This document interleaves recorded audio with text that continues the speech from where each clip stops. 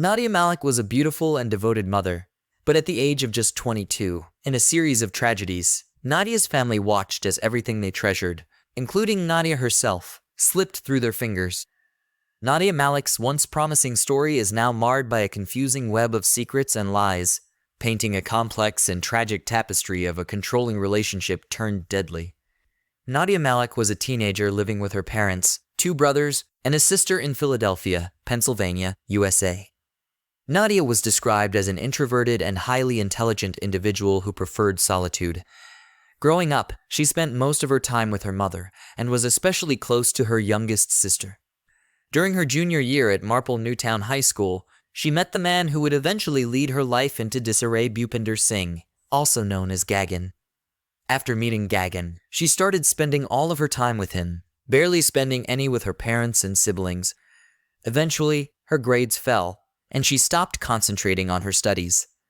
Her family was against her relationship and tried to dissuade her from continuing to see Gagan. However, Nadia was madly in love with him, severing all ties with her family and starting to live with Gagan. Her family recalls that any friends she had, she dropped after meeting Bhupinder Singh. Nadia's family found themselves in the grips of deep distress, particularly her parents, who were profoundly affected by Nadia's abrupt departure. Prior to dating Gagan, Nadia always said she wanted to do something in the medical field. Despite her studies being negatively affected by her relationship, she was able to enroll at the University of the Sciences in Philadelphia. During her freshman year of college, she got pregnant and hid her pregnancy from her family. It was not until after her first son was born that she informed her family about him. Nadia and Gagan's relationship was tumultuous at best and downright dangerous at worst, marked by toxicity, threats, and emotional drain. Despite never formalizing their union through marriage, over the course of 7 years, Nadia had 3 children with Gagan, each pregnancy shrouded in secrecy and isolation. On February 28, 2012, Nadia found herself in a devastating situation involving her 3rd child. 3 months after the birth of their daughter, Alina, tragedy struck the family. Police reports detail Nadia stating that she was inside a vehicle making a phone call when she suddenly noticed that the baby had ceased breathing. Astonishingly, and much to the confusion of the panicking mother, Gagan, the father of the child, fled the scene, leaving Nadia to grapple with the traumatic situation and the responsibility of contacting the authorities on her own. The baby passed away in the backseat of Nadia's car. Many wondered why, at the critical juncture when the infant's life hung in the balance, her father would up and leave. An inquiry was initiated to look into the 3-month-old's passing. The medical examiner concluded that the cause of death was attributed to a debilitating condition known as cachexia, a muscle disorder characterized by wasting sickness. The manner of the child's death, an aspect that typically falls under categories such as natural causes or homicide, was left as undetermined. No criminal charges were ever filed in connection. Some close to the family say that Gagan running away and the lack of consequences he faced was a chilling hint of things to come. Following the death of her child, Nadia and Gagan reportedly often fought. In the shadows of what was already a volatile and unhealthy relationship, Nadia and her partner now had the added weight of grief. Nadia's siblings recall watching helplessly as the couple's relationship teetered on the edge of disaster, causing Nadia much anxiety and stress. The young mother told her siblings, in not so many words, that she was being pushed to the brink by Gagan's erratic and aggressive tendencies. Nadia's brother described Gagan as having no job and a percocet problem. He recalls the strained relationship and familial isolation that the relationship created, recalling, "I would barely speak to her. I told her to get out of this relationship 4 years ago." Lost and seemingly against the idea of turning to her family for help, Nadia found a lifeline. She began a close relationship with an Army veteran and engineering student, Thomas Singh. He, along with Nadia's parents, deeply concerned for her well-being, convinced her to distance herself from the destructive relationship. But escaping Bhupinder's clutches was no easy task. Nadia was very thin, her stature smaller than that of her live-in boyfriend. At 5 feet 5 inches and 90 pounds, her brother described the size difference between the two as formidable. He is 3 times her weight. He repeatedly placed Nadia and her family in situations where they feared for her life. There was even a chilling revelation that Singh had broken several of Nadia's ribs, a horrifying act of violence that went unpunished. Amidst this turmoil, Nadia confided in her family, revealing another painful fact about her private life. She had a chilling suspicion that the father of her children was slowly poisoning her. It was a shocking claim that left her parents in a state of uncertainty. They recall being unsure if Nadia's paranoia was a result of the physical abuse she endured, or if there was some truth to her words. In January 2012, she was accepted into the pre-med program at Temple University. Soon, Gagan found out about Nadia dating Thomas. Thomas recalls him threatening, "If you don't leave her alone, you'll never hear from her again."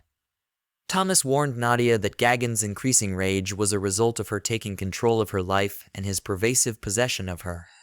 When victims attempt to break free, it threatens the abuser's control, often triggering heightened violence. Studies show that many domestic violence homicides occur during or after this critical period. In February 6th, Nadia moved out to her parents' house after a fight with Gagan. However, Gagan picked her up from her parents' house, telling her that he just wanted to talk to her. On February 8th, 2012, Nadia called Thomas and told him that Gagan wasn't letting her leave. She told him they had been driving around and resting at different stops along the New Jersey Turnpike. She mentioned that he repeatedly assured her he would take her back to her parents' place or even to Thomas's apartment, but he never kept his word. Nadia did not want the police to be involved and asked Thomas to contact her father and tell him about the situation. However, Nadia's father did not know Thomas and presumed it was Gagan, refusing to talk to him. Nadia then told him to call one of her brothers, Fawad, who lives in Georgia, and get him to talk to Gagan. Thomas relayed the message to Fawad. On February 9th, 2012, Nadia's brother Fawad called Gagan and tried to reason with him. While he was talking to him on the phone, he heard Nadia in the background yelling, "He's not letting me go. He's not letting me go." The phone then cut out, and the call disconnected. Fawad kept trying to text and call her, but only Gagan replied. At 8:51 am, he told Fawad that he was going to drop Nadia off at their parents' house and that she would be able to call him then. Meanwhile, Thomas tried to contact Nadia as well. Gagan told him that they were going out to eat and that Nadia would return home by 11 am. However, 11 o'clock passed and she was nowhere to be seen. At 11:37, Gagan told Fawad that Nadia had dropped him at his apartment, handed over the car to her, and that she should be arriving at her parents' home shortly. However, Nadia never arrived. After Fawad contacted him again, Gagan claimed that Nadia wasn't with him and that he had no idea where she was. Fawad then contacted the police and filed a missing person report. Police went to their apartment but did not find anyone. Bhupinder and Nadia had been driving and living in their Nissan Altima for a few days, and police were finding it difficult to track them. Detectives urgently requested to track Nadia's cell phone, as it appeared to be the sole phone in Bhupinder's possession at this time. Gagan later sent an ominous text which read, "You lose, I win. She's never going home. You're never going to see her face again. Look for us in the entire United States. You won't find us." In another exchange, Gagan, increasingly unpredictable and angry, texted the family, "You will never find me in the US again." On Tuesday, February 11th, Gagan refused to let Thomas or Nadia's brother speak to her unless they sent him cash via MoneyPack. Her brother remembers requesting to speak with her, but the captor responded with the threat, "Send me the money, or you'll never hear from her again." He recalls receiving some texts purportedly from Nadia, one of which begged Thomas to provide the money order number. However, Thomas was suspicious of the text and refused to send the money until he heard Nadia's voice. Gagan then sent a message saying, "Okay, think whatever. Bye. I promise you this now, you won't hear her. I'll make sure. Bye. You lost the chance." Police discovered surveillance footage of Nadia on the morning of February 9th, seen at a restaurant with a man, likely Bhupinder. Additionally, a traffic light camera captured her driving the Nissan Altima in Upper Darby, approximately 25 minutes away from her parents' home. Detectives continued searching for the vehicle throughout the day, but found nothing. When asked, Gagan told police that Nadia went to New York City with a female friend, but her family claimed that she had no friends in New York. By February 12th, Bhupinder was still on the run and providing more false information to the family. On February 14th, Fawad received a text from his sister's phone saying, "If I don't get this money, you'll never hear her voice again." February 20th, 2012, the search was over. The police discovered the car at 30th Street Station in Philadelphia, not far from where Gagan's brother lived. The car had been parked there for 12 days, and it was locked with the windows rolled up. As they got closer to the car, detectives saw Nadia in the passenger seat, motionless and leaning toward the dashboard. The police immediately noticed a strong, pungent smell of decomposition. She was wearing 2 black jackets, a black scarf, and blue jeans, which was unusual for her, according to her mother. In a bizarre turn of events, a note was found inside the vehicle, "Best wishes, N. Malik." The note, ominous and haunting, had been penned by Nadia and attached to the dashboard, almost as if she knew her fate was sealed. The medical examiner's report indicated that Nadia had been dead for more than a week, around the time of her last communication with her family. The exact cause of death was never determined. However, in the months leading up to her death, Nadia had expressed fears to her sister that Gagan was poisoning her food. Despite these suspicions, nothing concrete came from the investigation.